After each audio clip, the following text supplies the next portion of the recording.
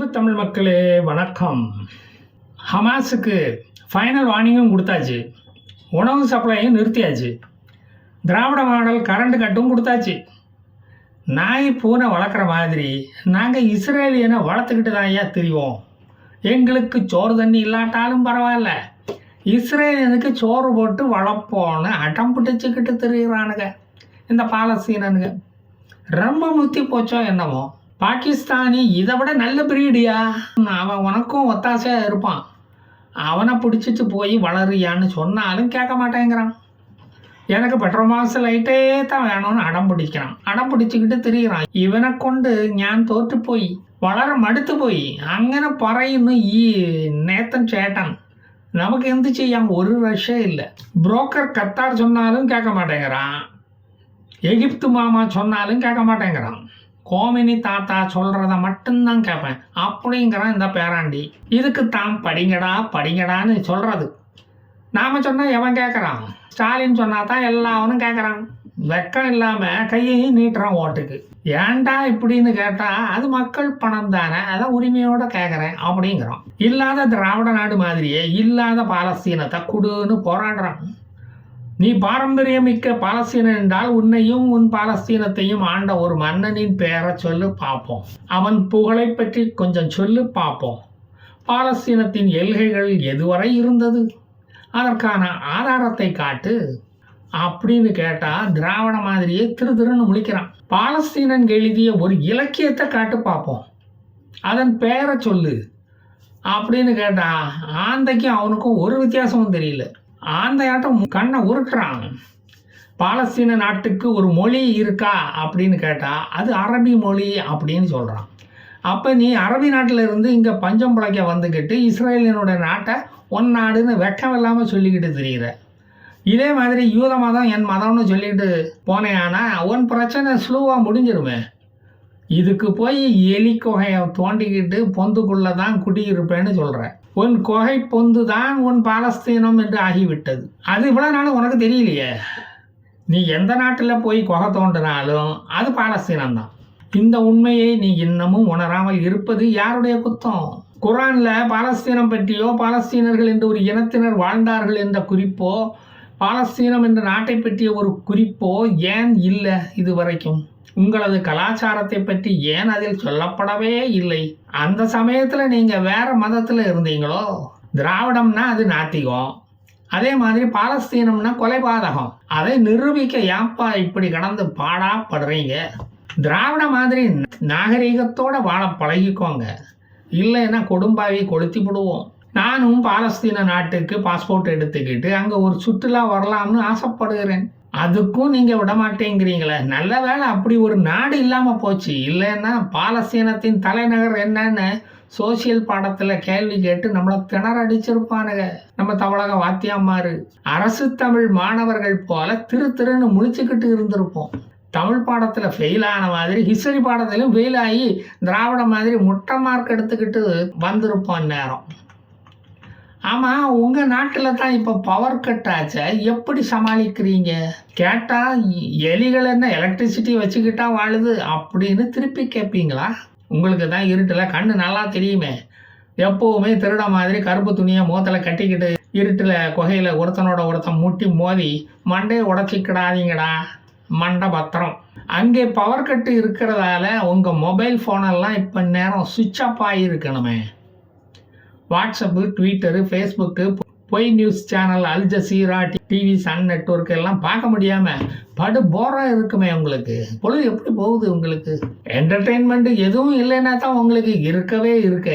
ஏவுகணை செய்கிற தொழில், கைவசம் சொந்தமாக தொழில் இருக்கிறதுனால எப்படியும் அடுத்தவனை கொன்று பொழைச்சிப்பீங்க. நீங்கள் கவலை இல்லை உங்களுக்கு. நாங்கள் அப்படியா? திராவிட தோல்வி கழகம், கம்யூனிட்டி கட்சி, ஜாதி கட்சி தலைவனுங்க பேசுகிறத எல்லாத்தையும் கேட்டுக்கிட்டு பைத்தியம் பிடிக்காம நாங்களே காப்பாற்றிக்கிட்டு இருக்கோம். படிப்பறிவு இல்லாமல் இருந்தால் ஒரு கட்சி தலைமை எப்படி போராடுவான், போரடிப்பான் என்பது இப்போ தான் எங்களுக்கெல்லாம் தெரியுது. அதுக்கு தான் காமராஜர் சோத்துக்காகவாவது பள்ளிக்கூடம் பக்கம் வா அப்படின்னு அன்னைக்கு கூப்பிட்டாரு.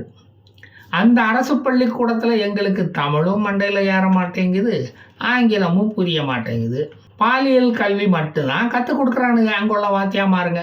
இந்தி மொழியை அரசு பள்ளியில் படித்தா கெட்டு குட்டிச்சுவராக போயிடுவான்னு எங்களை தடுத்த ஆசிரியர்கள் குட்டிகள் பின்னாலே அலைஞ்சிக்கிட்டு குட்டிச்சுவராக ஆயிட்டானுங்க. இந்த வாத்தியாமாருங்க கதை தினமும் டிவியில் வருது. காசா மக்களுக்கு அந்த பிரச்சனையெல்லாம் இல்லை. திராவிட தலைவர்கள் பிள்ளைங்க மாதிரி நாங்கள் ஹிந்தி படித்து முன்னேறி விடக்கூடாதுன்னு உடனே வாங்கி அவருங்க நடத்துகிற பள்ளிக்கூடத்தில் போய் ஹிந்தி படிக்க சொல்கிறானுங்க.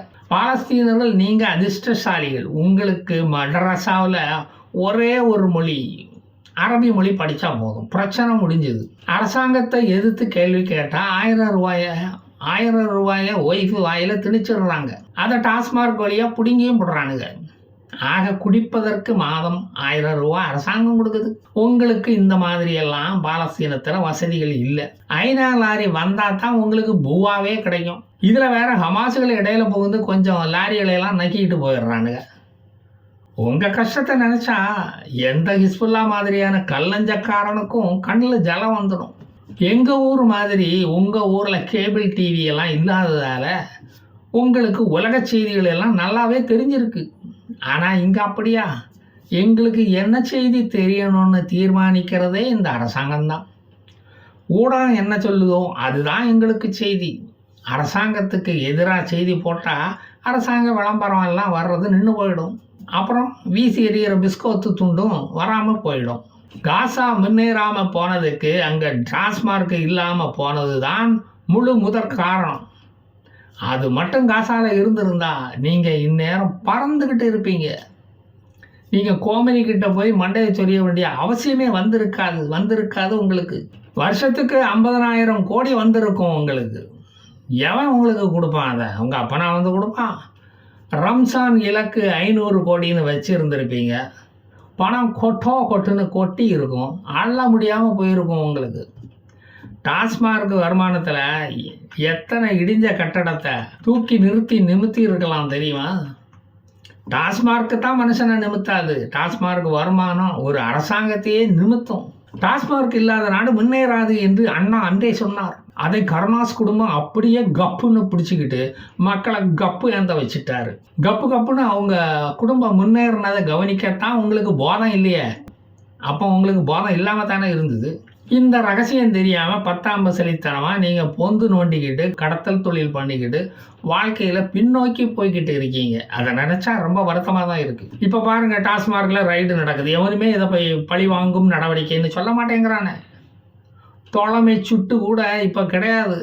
அவன் தான் விரலை எங்கேயோ கொண்டு போய் வச்சுக்கிட்டு இருக்கானே. அதான் விஷயம் இப்போ நாரிக்கிட்டு இருக்கு. சரி, ஊடகங்களாவது இடி ரைடு பற்றி ஒரு விவாத மேடை நடத்துகிறாங்களா? அதுக்கு அவங்களுக்கு திராணியும் இல்லை, ஆண்மையும் இல்லை. பிஸ்கட்டு தீந்து போனால் மட்டும் கற்றுவாங்க. இங்கே எங்களுக்கு இப்படி நல்லா நேரம் போகுது. காசாவில் நீங்கள் நேரம் போகாமல் அவதிப்படுவதை பார்த்து எங்களுக்கு கண்ணில் கண்ணீர் கெட்டி நிற்குதியா. துக்கம் தாங்க முடியாமல் குவாட்டர் அடிச்சுக்கிட்டு தெரிகிறோம்.